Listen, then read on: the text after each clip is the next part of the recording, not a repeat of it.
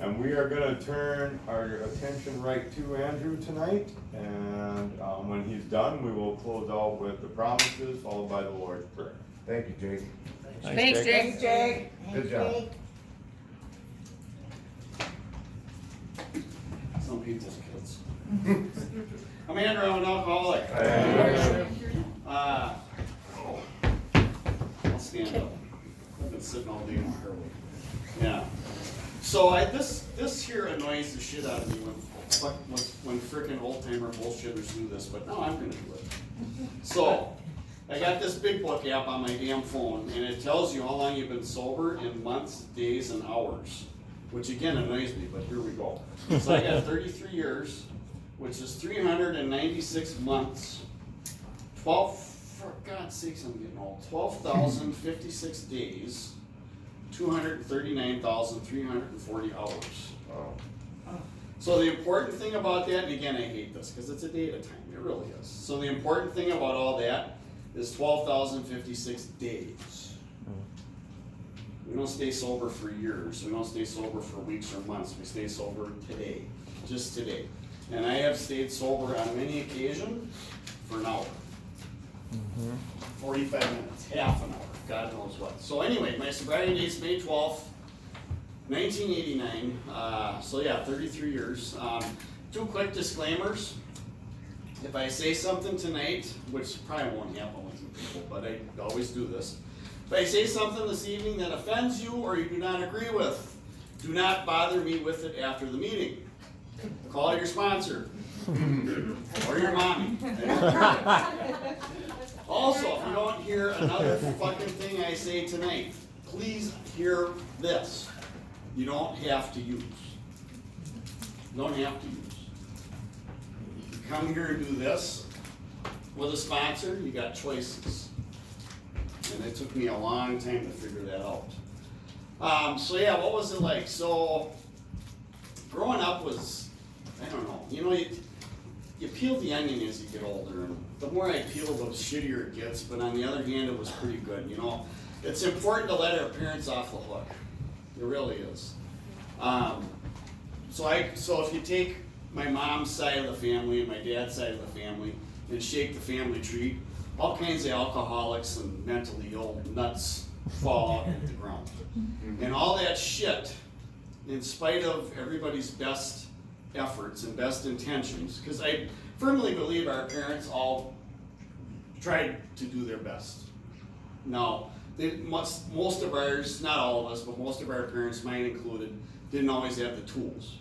My mom's side, so my grandfather was the classic alcoholic, worked at Ham's Brewery. Oh, I'm an East St. Paul Irish Catholic hoodlum.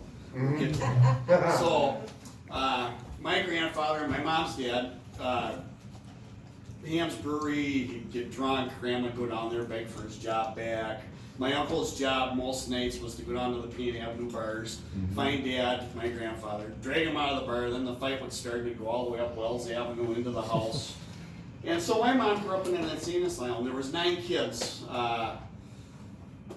She was second youngest, so it was Pat, my mom, I think just Pat and my mom, because there was a gap. So all this insanity's going on, and my mom's about this big. So why wouldn't my mom be nuts? No. Or why wouldn't my mom not have the tools? My dad, my great-grandfather was the classic southern Minnesota farmer who would go get in the horse and wagon, go to the bar, get wasted, go back, get out of the bar, fall in the wagon. The horse knew how to get back to the farm because he's passed out in the wagon. So the horse would know how to get back to the farm. And and I just started hearing these stories not too long ago, 20 years ago, 15, 20, 25 years ago. But yeah, he'd go back to the farm, he'd come out of the blackout or wake up, go inside the house, beat everybody up, including my grandfather, and pass out again. So why wouldn't our parents not have the tools? Why wouldn't they? So growing up, like a lot of people talk about, I always felt like I didn't have the owner's manual for life. I didn't fit in. I just never knew really how to interact or what to do. I mean, I had friends and this kind of thing, but why I wore this shirt tonight? So I took the first drink, and I think it was Uncle Harold. So, we grew up at St. Casimir's Church, went to Catholic school, 3rd through 8th grade, then St. Bernard's when me and Mike actually went to school, which was rare. I'll get to that. And so St. Casimir's had a great big bar in the basement, right? And so I'm at a wedding, I'm 13 or 14 years old, at a wedding, and I'm sitting at the bar, and then Uncle Hank comes up, gets me drunk for my first time. It was freaking awesome. It was just like we all know and talk about. All of a sudden, I had the answer. All of a sudden, I had the answer. Alcohol took away the anxiety, the fear. I could talk to people, talk to girls, just be whoever or whatever I wanted. Just like that. All the fear was gone. And I was off. And so I wore this shirt tonight because this is actually a representation of a picture of me when I was using at a party in the 80s. So I was flipping through the closet this morning and, oh, that's perfect, that's me. And so me and my partner in crime were in jail constantly from 14 to 23. Minnesota and then Southern California. And it was everything we do. Stealing cars, partying. Nothing was off bounds. If I wanted to get drunk or stoned or steal your candy or your car because mine's out of gas and I don't have a driver's license and the plate tabs are expired, I would do it. Period. Whatever I had to do to take care of me to fill the God-sized hole in my heart. And I had no idea that's what was going on at the time, of course, but that's what we do. We're just filling the God-sized hole with alcohol, sugar, spending money, sex, drugs, whatever. And so yeah, me and my partner in crime, we're off and running, partying, stealing cars. I mean, it got so bad that it got to a point where me and Mike could be walking down the street, and if a St. Paul cop car was behind us, we freaking know. It's like we had radar or something. We could spot a cop 2 blocks away. Keeping in mind now, my parents, it was the classic. Now my parents aren't alcoholics; they're normies, but we still ran the classic alcoholic household. Everything was perfect. Sound familiar? Everything was perfect, so that everybody thought everything was okay if they were on the outside. Wasn't so okay on the inside, but the house was always perfect. Everything was great. And so my mom worked at a dress shop in Phelan Shopping Center. I forgot about this. She worked at a dress shop in Phelan Shopping Center. Knew several of the St. Paul Police Department, a lot of the cops. They knew. Oh, Jan McGill's kid. Yeah, we picked him up again the other night. Oh, he was with that Mike kid. Yeah, and so this goes on. So I just barely get out of high school. Me and Mike, school bus is coming right behind the house. And so we almost never went to school. School was, there comes school behind the house, and then it stopped for a second, and then it'd keep going, and then me and Mike would go down to Phelan Lake and find somebody dealing pots and we could get stoned or whatever. Just not go to school for the day. Escape. Life was just about escaping for both of us. Well, that's my story. So, barely get through grade school, barely get through high school. Start working, and it's the same thing I brought myself with. I'm still just doing enough to support my habit. What the hell did I do? I worked at a school bus company, I don't know. So I've always been a gearhead. Always loved cars and motorcycles and trucks, and so I kind of gravitated towards that. I'll get to that at the end, maybe. A little bit of that at the end.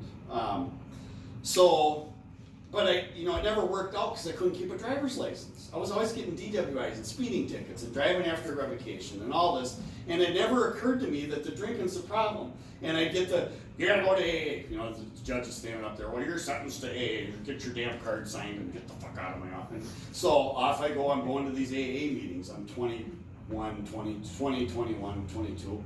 And I'm gonna get this damn card signed. Here I go to this AA meeting. I'm gonna go to this AA meeting. I don't have a problem, and I'm not gonna sober up. God bless America. But I go to this AA meeting. Here's my damn card, and I sit down and I'm sitting in the meeting. I fucking hate these meetings. Wait till listen. What the hell? This guy just told my story. No, he couldn't have possibly just told my story. I gotta get out of this fucking meeting. I'm sick of these damn meetings. That guy would say, hey, I can identify what that guy just said. Oh, no, I can't, no. And get the card signed off, I go. So that goes on for about a year. And what happened was, the seed slowly got planted. I'm getting forced into these damn AA meetings, and just like I just was mocking, I'd sit there and that guy'd tell my story. I was, what the hell's going on? And then I'd ignore that and go to the next week and I'm fucking pissed off. And I'm like, God damn it, you signed my card so I get the hell out of here. She just told my story. What in the world? I gotta get out of here. And so, got my first DWI. I've got 2 DWIs. Got the first one with some friends of mine. That was, I don't know how any of us are breathing actually anymore. And went to dum-dum class and blah, blah, blah. Same thing, wasn't ready, blew through all that. Got in the car business. So I got in the car, here's my thinking process. Got in the car business because I couldn't maintain a vehicle or tabs or insurance and still use. So I got in the car business and I thought, well, I can get a company car. They've got demos. I'll do that. I can sell stuff. I've done it. And so I did that. Got in the car business. 4, 5, 6 months in, I'm selling cars and I'm doing great and I get a company car and everything's great. And kind of, I don't know, people told me I was good at it. I don't know. Who the hell knows? You know, it's funny. Some of you have heard me talk about how one of the benefits of long-term sobriety is you keep a job for more than 6 months. And so I would hear how people think I'm good at this and blah, blah, blah, and everything's going great. And then I only last 6 months at this dealership, or 9 months, I better go over to this one. Maybe I'd work there for 8 or 9 months, blah, blah, blah. Well, I ended up becoming an assistant used car manager, and I'm kind of climbing the ranks. And I got this girlfriend at the time who's as big a drunk as me. You know how that works out. Yeah. Oh, she's beautiful. She drinks like I. Oh, I'm in love. And so, you know how that goes. So there's 2 train wrecks in a brand new Chevy flying around the right bottom lines. So I get my second DWI. And here's the first step, my first step. Keeping in mind, I've been doing this AA thing begrudgingly here and there. First step, so I get a DWI, Thursday night, Friday night, I don't know. What used to happen back then, I don't know if it's true now because I've been out of the car business for 22 years, but back then, either everybody was in the program or they needed to be employees. So, dealership had closed down, 25 brand new Chevys go out of the lot, over to the main event, and everybody get drunk.